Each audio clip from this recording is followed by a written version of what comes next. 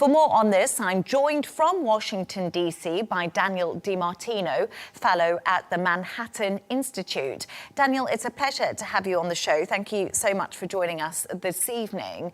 Can I just start by asking, what is an H-1B visa, and why has Donald Trump's decision to increase the amount companies pay for one caused such an outcry? Yeah, the H-1B visa is the main college-educated immigrant visa, meaning it's the main pathway for foreigners who want to come and live in the United States to apply for and be sponsored by a company that is here. Only about 85,000 are allowed per year to come to the United States for-profit companies because the demand is so high in the hundreds of thousands. There's a lottery every year for these slots. And so there has been a lot of debates for really over a decade how the lottery is really not meeting the demands of the economy because it's random. So a lot of low-wage firms get it, in addition to high-wage firms too. So the panic was caused because the executive order came out of nowhere. There was a lot of confusion over whether it would impact people who currently hold the visa, not just future recipients, and whether they would be prohibited from coming back to the United States. So a lot of people rushed to the airport. So that's the matter at hand right now. And actually, will the new fee of $100,000 per application only apply to applicants, or does it also apply to renewals? Because there seems to be some confusion surrounding this. We've heard conflicting reports from the Trump administration itself. Yeah, the executive order was, in my opinion, really badly written for what they now finally have clarified they intend to do.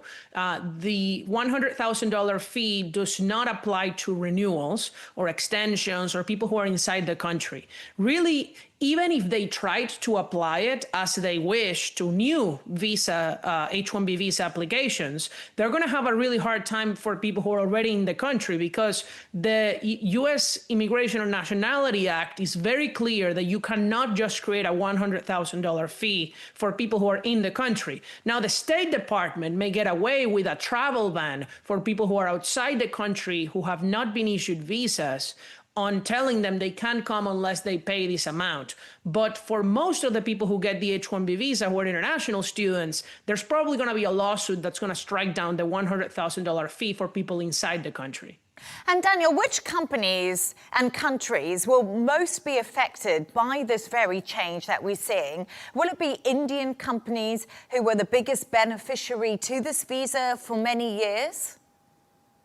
Well, actually, the biggest requester and employer of H-1B visas in the United States right now is Amazon. It's also Intel. It's also many other, Oracle. It's also many other really AI-focused tech companies in America. But the other big beneficiary, you're right, is these Indian outsourcing firms that do pay generally lower wages than Amazon or say, perhaps Goldman Sachs and other financial companies. The other big hit is going to come for the healthcare sector, which is the largest sector, as well as education, that employs H-1B immigrants in addition to tech. You see, there's a lot of rural hospitals in America that depend on doctors that win the H-1B lottery or are even exempt from the lottery because they're nonprofit organizations. And so very few American doctors ever want to practice in those areas. And if you cut off that flow, those small towns are not going to have doctors. And it's quite interesting, actually, you say that, because the White House says doctors may be exempt from the H-1B visa fees. This is according to Bloomberg News. It's been reported by Ed Ludlow on X. And I wonder if we're going to see more of this, Daniel, some rollback to that executive order that was written. Well, it would make a lot of sense because as they rolled it out, a lot of people told them the negative consequences that it would have because they really had no input from the public doing this. This would usually be done through rulemaking, not through an executive order out of nowhere on a Friday night. The big issue, though, is that all of this could be solved if Congress simply passed a law saying that the H-1B visa won't be a lottery anymore. Companies will either have to bid on the market for the visa or we will just select the highest wage applicants, which would be my preference.